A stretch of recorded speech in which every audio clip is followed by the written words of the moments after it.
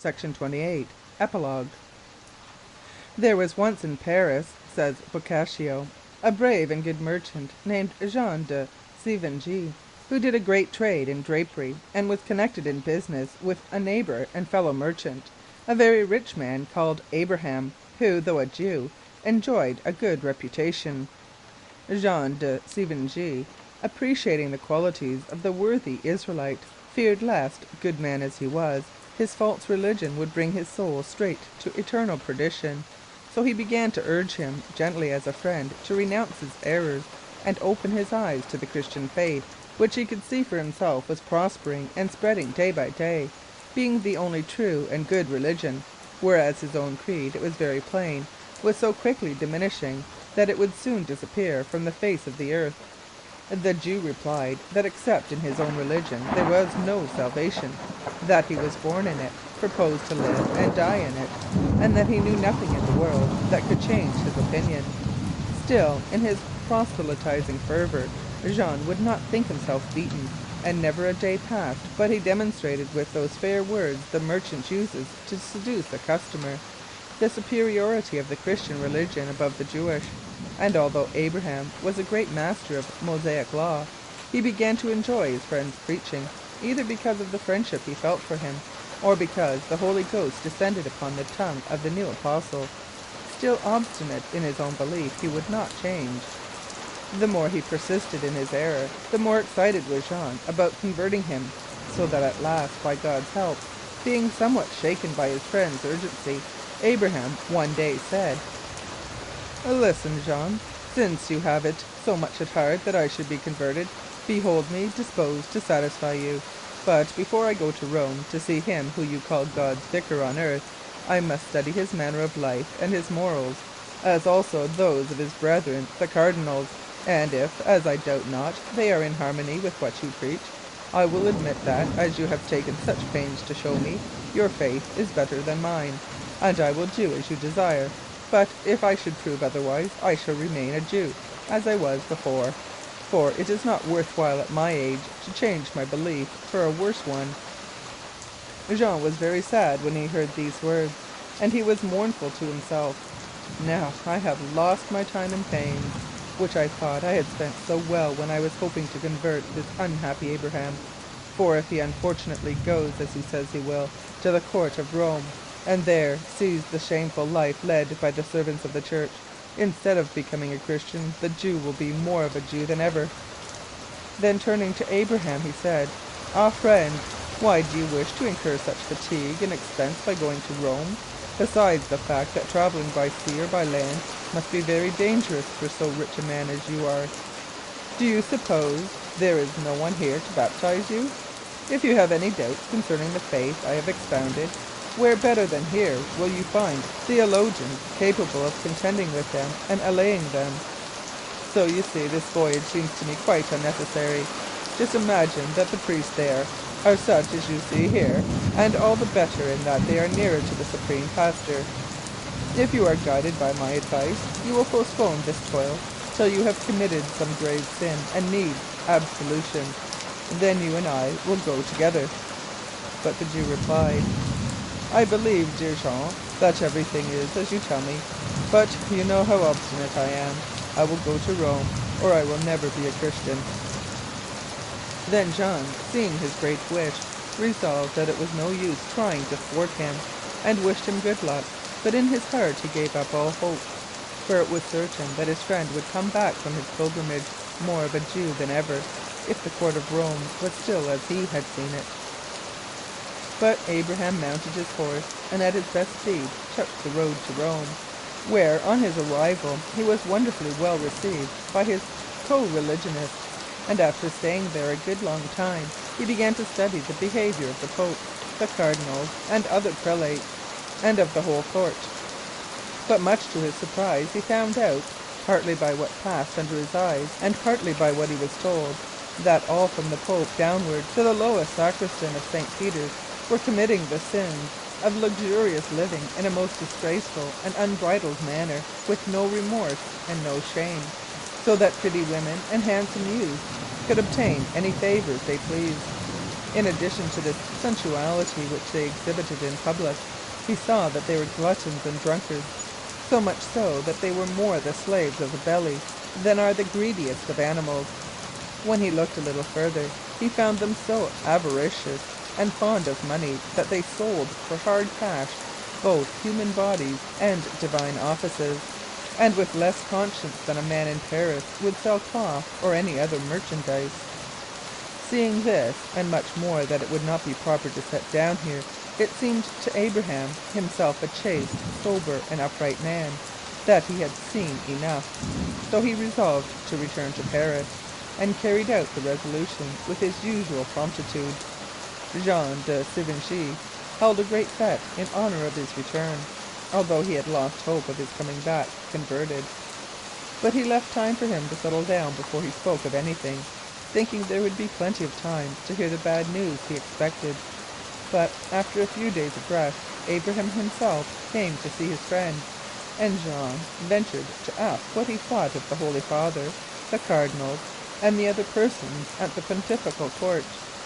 At these words the Jew exclaimed, "God damn them all! I never once succeeded in finding among them any holiness, any devotion, any good works, but, on the contrary, luxurious living, avarice, greed, fraud, envy, pride, and even worse, if there is worse. All the machine seemed to be set in motion by an impulse less divine than diabolical. After what I saw, it is my firm conviction that your Pope, and of course the others as well, are using all their talents, art, endeavours to banish the Christian religion from the face of the earth, though they ought to be its foundation and support. And since, in spite of all the care and trouble they expend to arrive at this end, I see that your religion is spreading every day and becoming more brilliant and more pure, it is borne in upon me that the Holy Spirit himself protects it as the only true and the most holy religion. This is why, deaf as you found me to your counsel and rebellious to your wish, I am now, ever since I returned from this Sodom, firmly resolved on becoming a Christian. So let us go at once to the church, for I am quite ready to be baptized." There is no need to say if Jean de Sivingy, who expected a refusal, was pleased at this consent. Without delay he went with his godson to Notre Dame de Paris, where he prayed the first priest he met to administer baptism to his friend, and this was speedily done, and the new convert changed his Jewish name of Abraham into the Christian name of Jean, and as the neophyte, thanks to his journey to Rome, had gained a profound belief, his natural good qualities increased so greatly in the practice of our holy religion, that after leading an exemplary life he died in the full order of sanctity.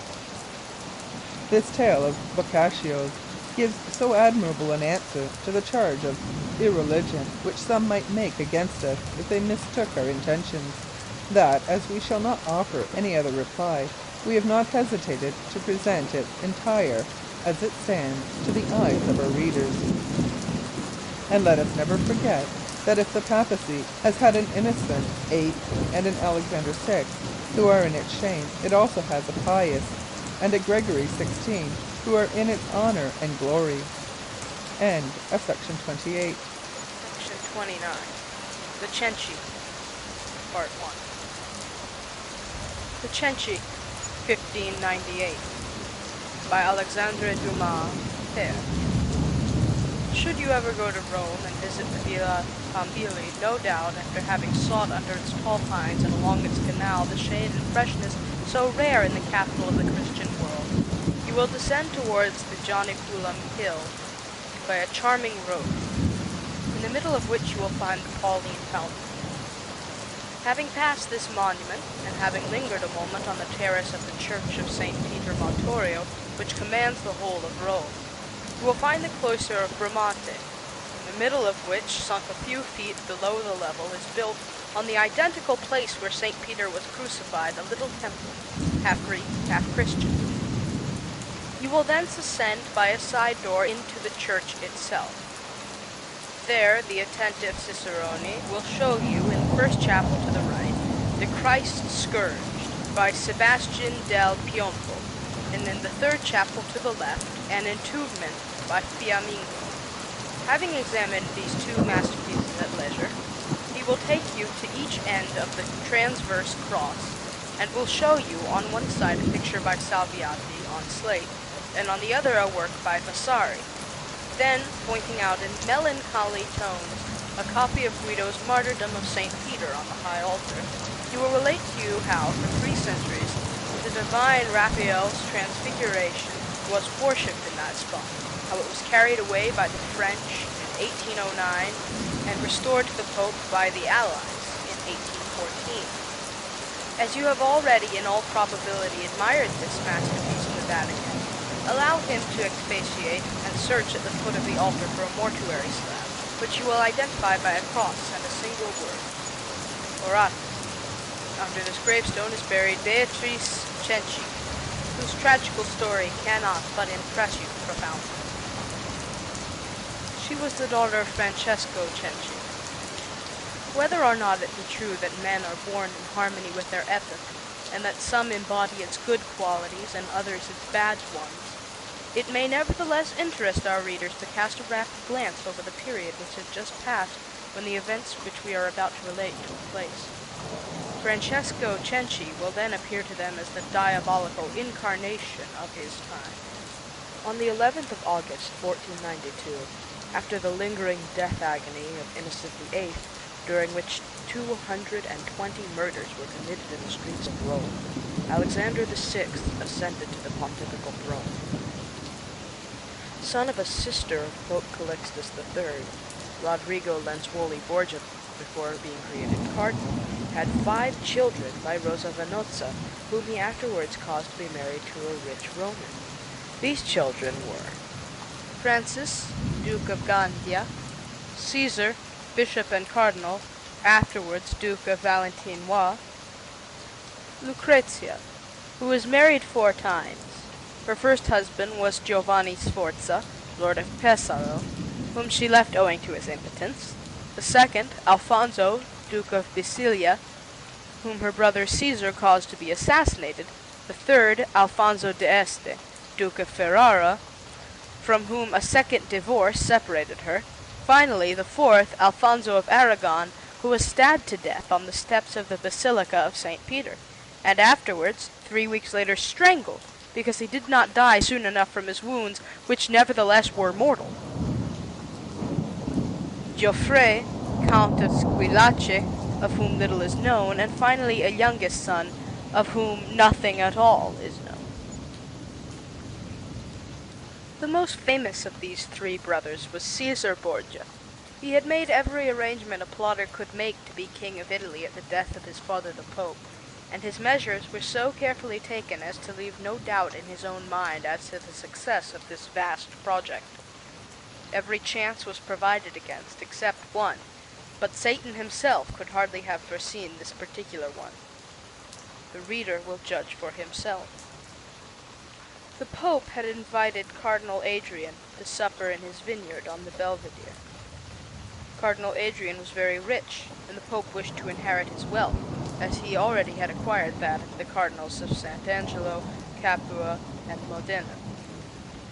To effect this, Caesar Borgia sent 2 bottles of poisoned wine to his father's cupbearer, without taking him into his confidence. He only instructed him not to serve this wine till he himself gave orders to do so. Unfortunately, during supper, the cupbearer left his post for a moment, and in this interval, a careless butler served the poisoned wine to the Pope, to Caesar Borgia, and to Cardinal Cornetto. Alexander VI died some hours afterwards. Caesar Borgia was confined to bed and sloughed off his skin, while Cardinal Cornetto lost his sight and his senses and was brought to death's door. Pius III succeeded Alexander VI and reigned 25 days. On the 26th, he was poisoned also. Caesar Borgia had under his control 18 Spanish cardinals, who owed to them their places in the Sacred College. These cardinals were entirely his creatures, and he could command them absolutely. As he was in a moribund condition and could make no use of them for himself, he sold them to Giuliano della Rovere, and Giuliano della Rovere was elected pope under the name of Julius II. to the Rome of Nero succeeded the Athens of Pericles. Leo X succeeded Julius II, and under his pontificate Christianity assumed a pagan character, which, passing from art into manners, gives to this epoch a strange complexion. Crimes for the moment disappeared, to give place to vices, but to charming vices, vices in good taste, such as those indulged in by Alcibiades and sung by Catullus. Leo X died after having assembled under his reign, which lasted 8 years, 8 months, and 19 days, Michelangelo, Raphael, Leonardo da Vinci, Correggio, Titian, Andrea del Sarto, Fra Bartolomeo, Giulio Romano, Ariosto, Guicciardini, and Machiavelli. Giulio de' Medici and Pompeo Colonna were again rival candidates. Intrigues recommenced, and the conclave was once more so divided that at one time the cardinals thought they could only escape the difficulty in which they were placed by doing what they had done before, and electing a third competitor. They were even talking about Cardinal Orsini, when Giulio de' Medici, one of the rival candidates, hit upon a very ingenious expedient. He wanted only 5 votes. 5 of his partisans each offered to bet 5 of Colonna's 100,000 ducats to 10,000 against the election of Giulio de' Medici. At the very first ballot after the wager, Giulio de' Medici got the 5 votes he wanted. No objection could be made. The cardinals had not been bribed. They had made a bet, that was all. Thus it happened. On the 18th of November, 1523, Giulio de' Medici was proclaimed pope under the name of Clement VII. That same day, he generously paid the 500,000 ducats which his 5 partisans had lost. It was under this pontificate, and during the 7 months in which Rome, conquered by the Lutheran soldiers of the Constable of Bourbon, saw holy things subjected to the most frightful profanations, that Francesco Censi was born. He was the son of Monsignor Niccolo Censi, afterwards apostolic treasurer during the pontificate of Pius V.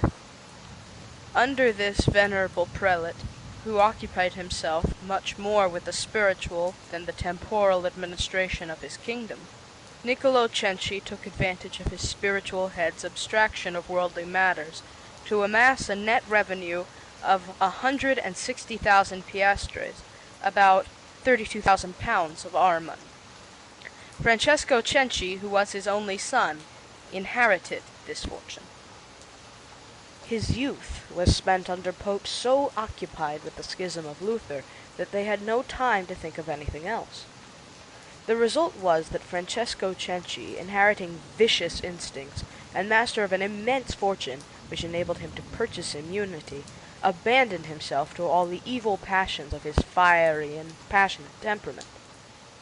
5 times during his profligate career, imprisoned for abominable crimes, he only succeeded in procuring his liberation by the payment of 200,000 piastres, or about 1,000,000 francs.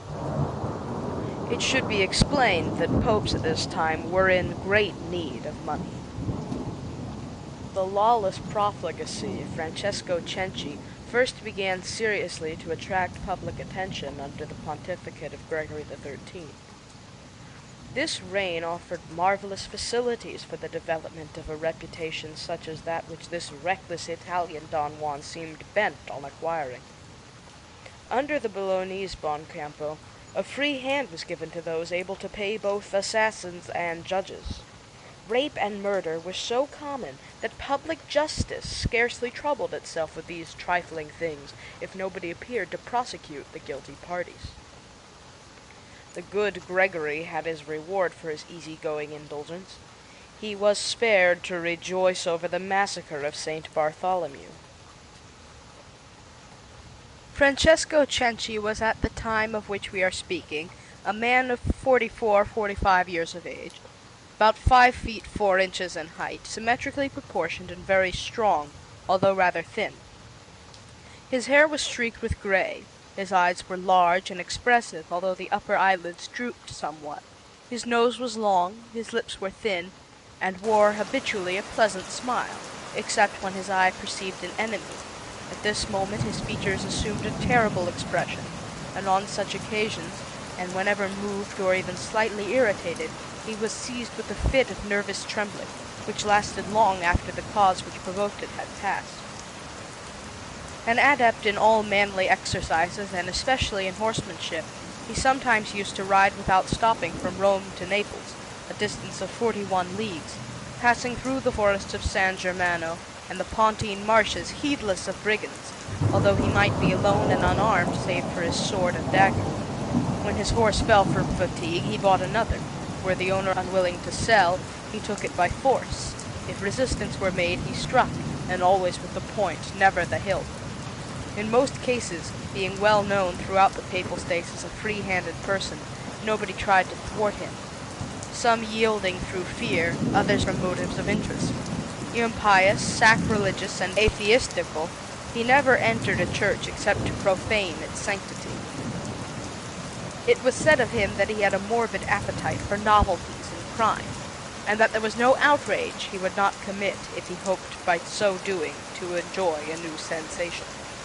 At the age of about 45, he had married a very rich woman, whose name is not mentioned by any chronicler.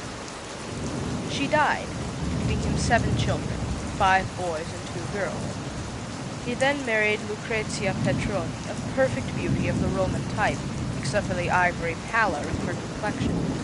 By this second marriage, he had no children. As if Francesco Censi were void of all natural affection, he hated his children, and was at no pains to conceal his feelings towards them. On one occasion, when he was building in the courtyard of his magnificent palace near the Tiber a chapel dedicated to St. Thomas, he remarked to the architect when instructing him to design a family vault, "That is where I hope to bury them all."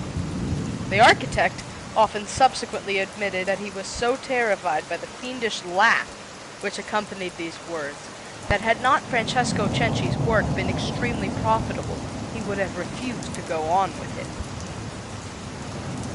As soon as his 3 eldest boys, Giacomo, Cristoforo, and Rocco, were out of their tutor's hands, in order to get rid of them, he sent them to the University of Salamanca, where, out of sight, they were out of mind, for he thought no more about them, and did not even send them the means of subsistence. In these straits, after struggling for some months against their wretched plight, the lads were obliged to leave Salamanca and beg their way home, tramping barefoot through France and Italy till they made their way back to Rome, where they found their father harsher and more unkind than ever. End of section 29. Recording by Miriam Esther Goldman. Section 30. The Cenci, Part 2. This happened in the early part of the reign of Clement VIII, famed for his justice. The 3 youths resolved to apply to him to grant them an allowance after their father's immense income. They consequently repaired to Frascati, where the Pope was building the beautiful Aldobrandini villa, and stated their case. The Pope admitted the justice of their claims, and ordered Francesco to allow each of them 2,000 crowns a year. He endeavored by every possible means to evade this decree, but the Pope's orders were too stringent to be disobeyed. About this period he was for the 3rd time imprisoned for infamous crimes. His 3 sons then again petitioned the Pope, alleging that their father dishonored the family name, and praying that the extreme rigor of the law, a capital sentence, should be enforced in his case. The Pope pronounced this conduct unnatural and odious, and drove them with ignominy from his presence. As for Francesco, he escaped, as on the 2 previous occasions, by the payment of a large sum of money. It will be readily understood that his sons' conduct on this occasion did not improve their father's disposition towards them, but as their independent pensions enabled them to keep out of his way, his rage fell with all the greater intensity on his 2 unhappy daughters. Their situation soon became so intolerable that the elder, contriving to elude the close supervision under which she was kept, forwarded to the Pope a petition relating the cruel treatment to which she was subjected, and praying His Holiness either to give her in marriage or place her in a convent. Clement VIII took pity on her, compelled Francesco Cenci to give her a dowry of 60,000 crowns, and married her to Carlo Gabrielli, of a noble family of Gubbio. Francesco was driven nearly frantic with rage when he saw this victim released from his clutches. About the same time, death relieved him from 2 other encumbrances. His sons Rocco and Cristoforo were killed within a year of each other, the latter by a bungling medical practitioner whose name is unknown, the former by a Paolo Corso di Massa in the streets of Rome. This came as a relief to Francesco, whose avarice pursued his sons even after their death, for he intimated to the priest that he would not spend a farthing on funeral services. They were accordingly borne to the paupers' graves, which he had caused to be prepared for them, and when he saw them both interred, he cried out that he was well rid of such good-for-nothing children, but that he should be perfectly happy only when the remaining 5 were buried with the first 2, and that when he had got rid of the last, he himself would burn down his palace as a bonfire to celebrate the event. But Francesco took every precaution against his second daughter, Beatrice Cenci, following the example of her elder sister. She was then a child of 12 or 13 years of age, beautiful and innocent as an angel, her long fair hair, a beauty seen so rarely in Italy that Raffaele, believing it divine, has appropriated it to all his Madonnas, curtained a lovely forehead, and fell in flowing locks over her shoulders. Her azure eyes bore a heavenly expression.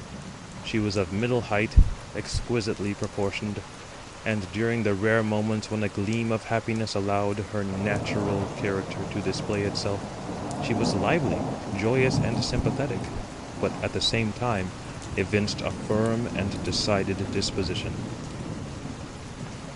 To make sure of her custody, Francesco kept her shut up in a remote apartment of his palace, the key of which he kept in his own possession. There her unnatural and inflexible jailer daily brought her some food. Up to the age of 13, which he had now reached, he had behaved to her with the most extreme harshness and severity, but now, to poor Beatrice's great astonishment, he all at once became gentle and even tender. Beatrice was a child no longer, her beauty expanded like a flower, and Francesco, a stranger to no crime, however heinous, had marked her for his own. Brought up as she had been, uneducated, deprived of all society, even that of her stepmother, Beatrice knew not good from evil. Her ruin was comparatively easy to compass. Yet Francesco, to accomplish his diabolical purpose, employed all the means at his command. Every night she was awakened by a concert of music which seemed to come from paradise. When she mentioned this to her father, he left her in this belief, adding that if she proved gentle and obedient, she would be rewarded by heavenly sights, as well as heavenly sounds. One night it came to pass that as the young girl was reposing, her head supported on her elbow, and listening to a delightful harmony, the chamber door suddenly opened, and from the darkness of her own room she beheld a suite of apartments brilliantly illuminated and sensuous with perfumes. Beautiful youths and girls, half-clad, such as she had seen in the pictures of Guido and Raffaele, moved to and fro in these apartments, seeming full of joy and happiness. These were the ministers to the pleasures of Francesco, who, rich as a king, every night revelled in the orgies of Alexander, the wedding revels of Lucrezia, and the excesses of Tiberius at Capri. After an hour the door closed, and the seductive vision vanished, leaving Beatrice full of trouble and amazement. The night following, the same apparition again presented itself, only on this occasion Francesco Cenci, undressed, entered his daughter's room and invited her to join the fête. Hardly knowing what she did, Beatrice yet perceived the impropriety of yielding to her father's wishes.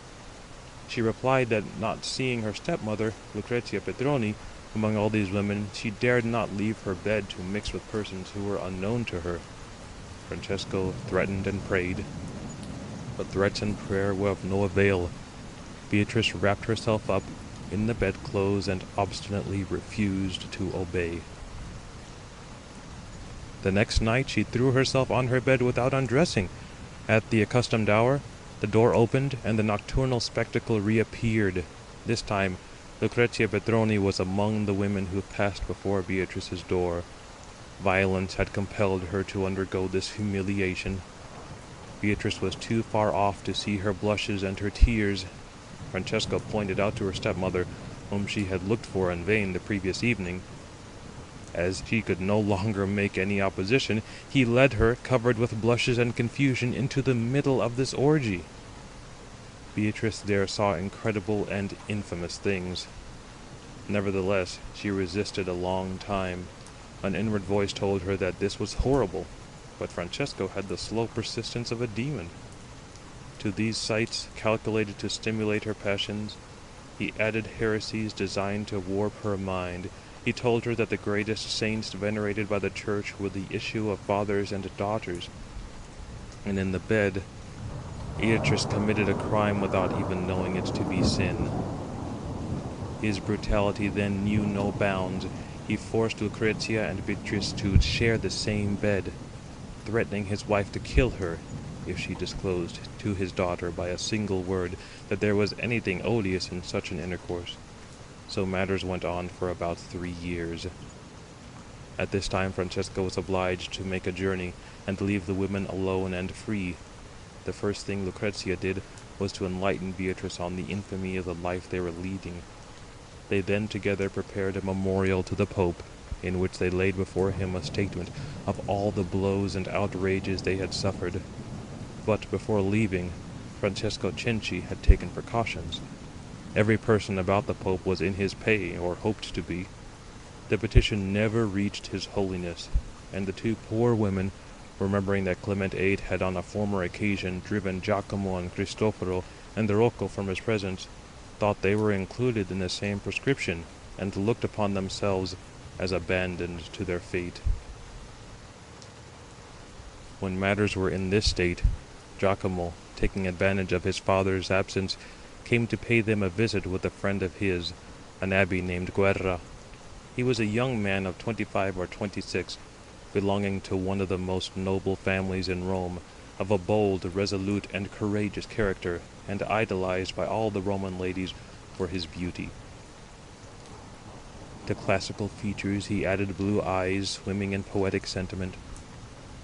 His hair was long and fair, with chestnut beard and eyebrows.